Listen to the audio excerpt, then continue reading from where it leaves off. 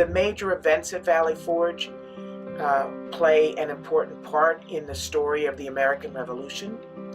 The Continental Army was not doing well in 1777, and George Washington was trying to prevent the British from overtaking the city of Philadelphia, but he failed.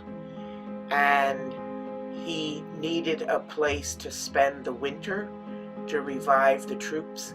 And at this time, the Continental Congress, which had fled Philadelphia and was now in York, Pennsylvania, had some doubts about Washington's leadership because the military campaign was not going very well. So Washington needed a place to sort of reconvince the Continental Congress that he should be the commander-in-chief and also be close enough to Philadelphia to prevent the British from going any further and to refresh his troops. Valley Forge, in some ways, the winter at Valley Forge of 77-78 formed a very important part of the war because during this winter, new strategies were made, confidence in Washington was renewed and put back, and the troops got some very important training that led to successes in the war. And in April of 1775, when the shooting started, he was named commander-in-chief of the whole Continental Army, not just the Army of Valley Forge. The Continental Army was the army that was formed as a result of the shooting war starting in April of 1775 because of Lexington and Concord and the British attack there. It was very much a civilian army, at this point an untrained army that didn't have even uniforms, but it was the force that Washington, the only force that he had to fight the British. And George Washington used military tactics that he learned from the Indians, such as guerrilla warfare, because he understood, because the army was not well trained, people could shoot well because they hunted, etc., but he knew he could not win meeting the British Army face to face in a traditional battle, such as at Brandywine or Germantown, and in fact he failed.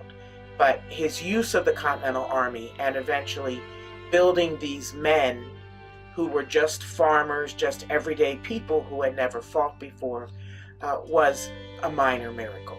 Some key points of the location was that it formed a natural defense.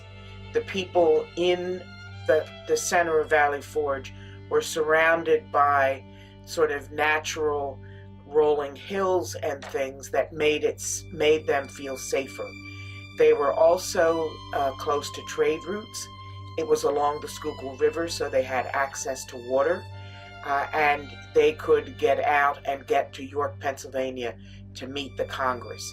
So it was a good location in terms of safety, and it was a good location in terms of getting food, getting communication to the Continental Congress.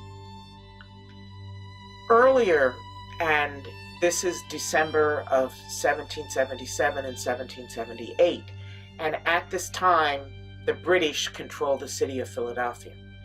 But a year earlier, in the summer of 1776, the Continental Congress, which was then sitting in Philadelphia, decided to push for independence, because up to that point, the colonists were fighting or arguing for, we want our rights as British, and we don't mind being a colony or colonists, but we want our rights as British.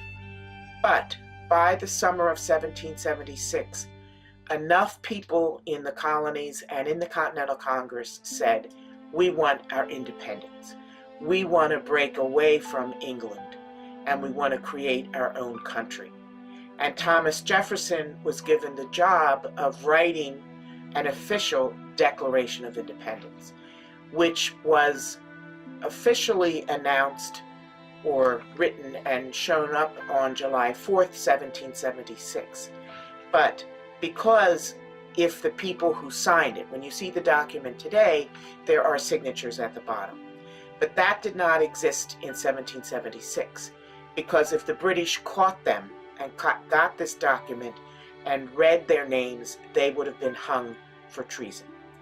And so that summer, it took a while before the signatures showed up because it was a great concern. And then we have the Liberty Bell, okay, which is rung during that summer and became a symbol of the fight for liberty and freedom. The best way to view Valley Forge, I think, is to take one of the tours. The visitor center is an important place to begin your visit, and there's information there and some talks and other kinds of things. And then I would take a guided tour, and I would go through Washington's headquarters and where the different areas where the soldiers lived, and actually learn about their experiences, and that is very carefully laid out. Valley Forge Park fulfills many roles for the people in the area. It has, of course, the historic area of the park itself to go and learn, but it is also a beautiful nature preserve so that you can hike through the park and see different areas of nature. There are bike trails that people bike through the park in the area. So it's a wonderful outdoor place to experience nature as well as to experience the history of a couple hundred years ago. It's so important to treasure Valley Forge and areas like it in this region that are so important to our history, because without that winter at Valley Forge, the Continental Army would have been in really, really bad shape. And one could possibly argue that the revolution would not have been won, at least not at that time. And so I would leave everyone with the thought that treasure and enjoy and learn from what we have in the Philadelphia region, especially Valley Forge.